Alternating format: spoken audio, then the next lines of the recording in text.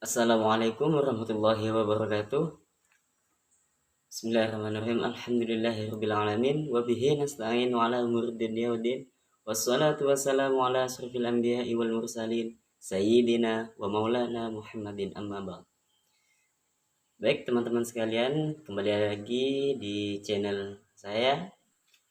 Oke, nama saya Abdul Soleh, Prodi Agribisnis semester 2 dengan NIM P01200002.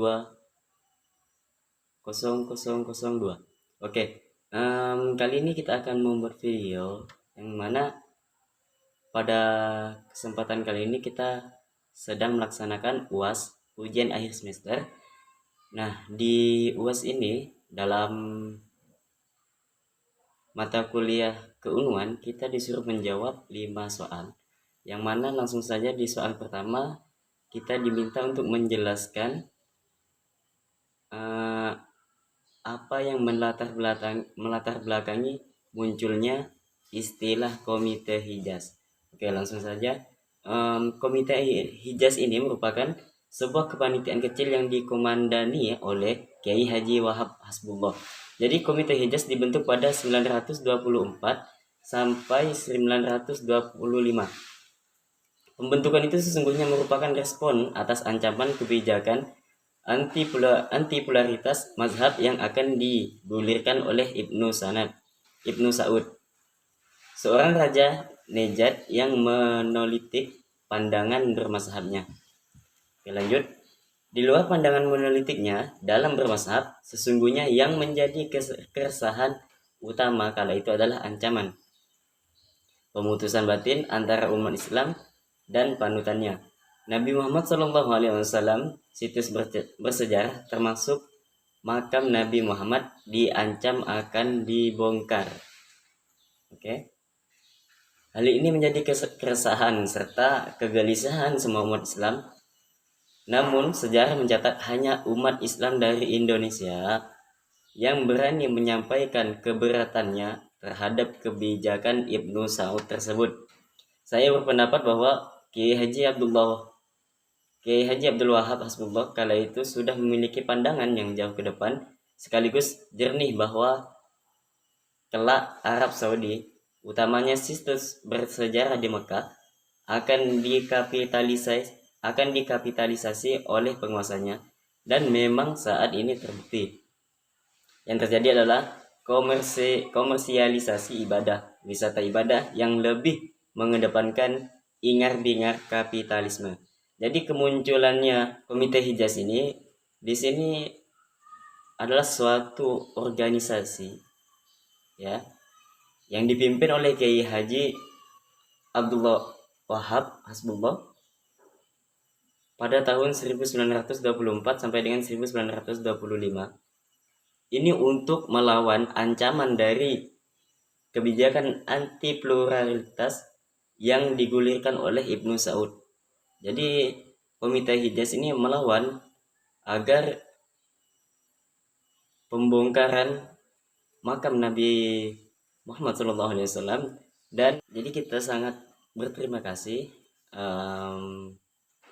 kepada Komite Hijaz karena telah berani melawan kebijakan anti pluralitas mazhab yang digulirkan oleh Ibnu Saud. Ya, salah satunya untuk membongkar makam Nabi Muhammad SAW. Oke, kita lanjut ke yang nomor 2. Di sini kita diminta untuk menjelaskan sejarah singkat berdirinya Nahdlatul Ulama. Oke, sejarah singkat berdirinya Nahdlatul Ulama ini kita harus tahu dulu. Nahdlatul Ulama itu apa? Jadi Nahdlatul Ulama ini adalah organisasi Islam terbesar di Indonesia yang didirikan pada tanggal 31 Januari 1926 atau bertepatan dengan 16 Rajab 1344 Hijriah. Dilansir dari laman NU Online, merasakan NU merupakan rangkaian panjang dari sejumlah perjuangan pada awal pendirian. NU masih menggunakan nama usulah Kiai Haji Mas Alwi bin Abdul Aziz, yaitu Jam'iyah Nahdlatul Ulama. Nah, itu waktu awalnya. Selanjutnya Nahdlatul Ulama yang berarti kebangkitan ulama yang didirikan pertama kali oleh Kiai Haji Hashim Asy'ari sebagai Rois Akbar. Pendirian NU pada awalnya dimotori oleh Kiai Haji Wahab Hasbullah. Sebelumnya, para kiai pesantren telah mendirikan organisasi pergerakan Nahdlatul Wathon atau Kebangkitan Tanah Air pada 1916 serta Nahdlatul Tujrat atau Kebangkitan Sudagar pada 1918. Bahkan sebelum itu, tepatnya tahun 1914, Kiai Haji Wahab Hasbullah juga sempat mendirikan kelompok diskusi yang diberi nama Taswirul Aftor atau yang juga disebut Nahdlatul Fiqh atau Kebangkitan Pemikiran. Dengan kata itu, NU adalah lanjutan dari komunitas dan organisasi-organisasi yang telah berdiri sebelumnya, namun dengan cakupan dan segmen yang lebih luas. Oke, cukup sekian kiranya sejarah singkat berdirinya Nahdlatul Ulama.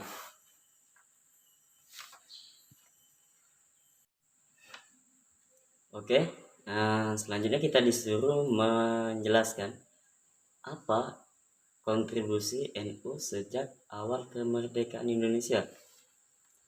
Dari sebelumnya Indonesia merdeka, sebenarnya sudah banyak kontribusi atau perjuangan-perjuangan Nahdlatul Ulama untuk Indonesia, khususnya untuk umat Islam.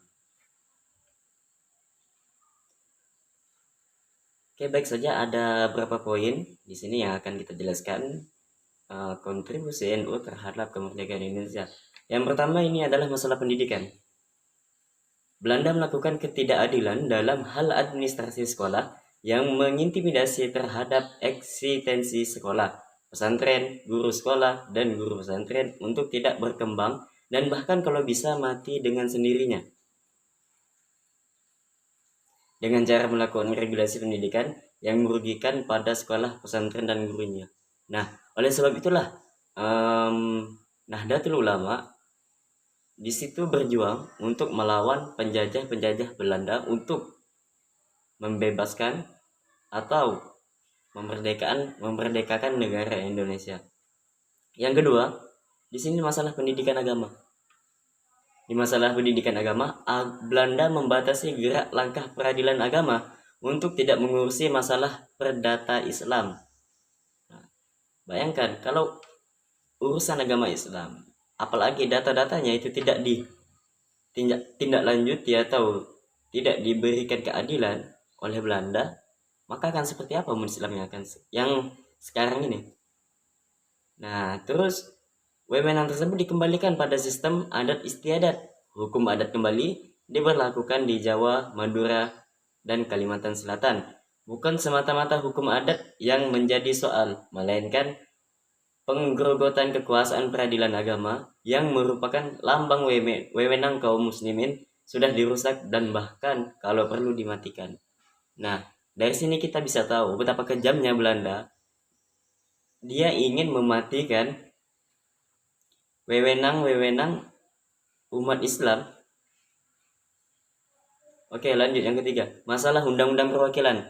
Nah, di undang-undang perwakilan ini diinvestasikan penuh oleh kolonial Belanda dan bahkan NU, bahkan undang-undang tentang perwakilan kekuasaan mengutarakan kritik terhadap agama Islam dan meminta supaya pengetahuan keagamaan para pegawai yang ada di dalamnya diawasi secara ketat dan diperlakukan tidak adil. Nah, bayangkan orang yang sudah pintar saja ingin belajar, mereka diawasi dengan ketat dan diperlakukan tidak adil. Itu kejamnya Belanda. Nah, itulah 3 dari banyaknya kontribusi NU sejak awal kemerdekaan Indonesia yang dapat saya sampaikan. Oke, terima kasih.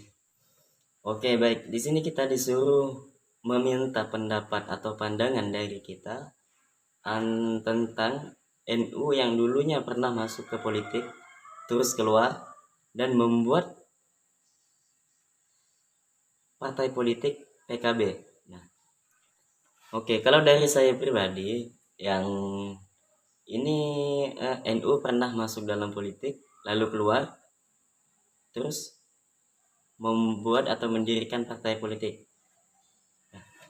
Bagi saya nih khususnya pribadi, NU itu kan Nahdlatul Ulama. Di situ terkumpulnya para orang-orang alim, para orang-orang soleh, para ulama-ulama, tujuannya untuk menjaga keislaman di Indonesia. Nah, bagi saya pribadi khususnya, jika NU masuk dalam dunia politik, nanti bisa jadi pemikiran yang awal, tujuan yang awal, dan dasar yang awal itu bisa berubah. Dan ancamannya itu sangat berat sekali. Bahkan bisa-bisa meresahkan masyarakat jika ini benar-benar terjadi. Nah, terus NU mendirikan partai politik. Ya, kalau mendirikan partai politik, ini kita harus tahu bedanya. Mendirikan dengan masuk. Nah, kalau masuk itu berarti kita terjun langsung atau bergabung langsung dengan politik. Nah, kalau mendirikan ini dia membentuk, ya, membentuk suatu partai politik. Jadi di atas NU, Nahdlatul Ulama ini berarti punya politiknya sendiri, punya partai sendiri. Nah, gitu loh. Kalau dia punya partai sendiri berarti tergantung dari kita bagaimana mengaturnya. Bagaimana kita untuk tetap menyelamatkan agama Islam walaupun kita punya partai politik. Tujuannya tadi menyatukan umat Islam untuk terus mempertahankan akidah Allah dan sunnah, mempertahankan perintah-perintah Allah dan larangan-larangan Allah. Jadi kalau NU bergabung dengan politik, membuat partai politik itu bukan termasuk jelek atau gimana. Bayangkan dahulu saja waktu setelah Rasulullah wafat, itu kan diadakan pemilihan sebagai penerusnya. Di situ ada Abu Bakar, Umar, Utsman, Ali. Di situ mereka berdiskusi siapa yang lebih pantas untuk menggantikan perjuangan Rasulullah memimpin umat-umatnya. Nah, menggantikan tersebut bukan termasuk mereka menjadi nabi. Rasulullah ini adalah nabi akhir zaman, dan yang menggantikannya ialah para khalifah. Nah, tugasnya ya untuk memimpin umat Islam agar tetap mempertahankan agama Islam dan menyebarluaskan agama Islam ke seluruh penjuru dunia. Oke, baik, cukup sekian video yang dapat saya sampaikan. Kurang dan lebihnya saya mohon maaf, dan jika ada salah kata, tingkah maupun perbuatan yang kurang berkenan di hati para penonton, saya memohon dengan sangat untuk mengikhlaskan maaf kepada saya, karena manusia tidak luput dari salah dan dosa. Oke, billahi taufiq wal hidayah. Wassalamualaikum warahmatullahi wabarakatuh. Nah, lanjutkan nomor 4 teman-teman. Nah, di sini kita ditanyakan apabila Anda masuk dalam pengurus NU bila berhadapan dengan organisasi Islam yang radikal, apa yang Anda lakukan? Oke, simpel saja.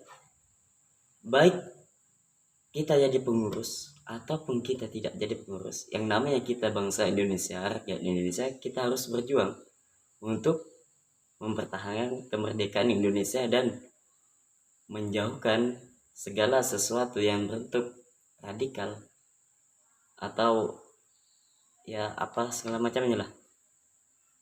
Apalagi kita jadi pengurus NU. Nah, simpel aja. Kalau kita jadi pengurus NU, bila berhadapan dengan organisasi lain yang radikal, di situ kita harus bersosialisasi, kita harus berdiskusi dengan para anggota pengurus NU yang lain. Kita diskusikan, kita cari kebenarannya. Apakah organisasi tersebut emang benar-benar radikal dan apa akibatnya jika organisasi tersebut terus berkelanjutan. Nah, setelah diskusi, kita tahu keputusannya. Kalau emang dia benar-benar radikal, kita datangi dia, kita silaturahmi dengan organisasi tersebut. Kita tanyakan apa tujuannya, apakah ini benar-benar. Nah, kita lihat apa isi di dalam organisasi tersebut, apa rencananya, apa tujuannya. Nah, kalau kita sudah tahu tujuan dan rencana-rencana dari organisasi tersebut, jika itu melenceng bahkan bisa menyebabkan kecemasan atau kekhawatiran bagi masyarakat, ya sudah, kita minta untuk organisasi itu dibubarkan dengan cara hukum agar jelas nantinya jika masyarakat ada yang bertanya atau ada suatu kecekcokan lagi, kita bisa memberikan bukti bahwa organisasi yang ini telah dicabut bahkan dibubarkan.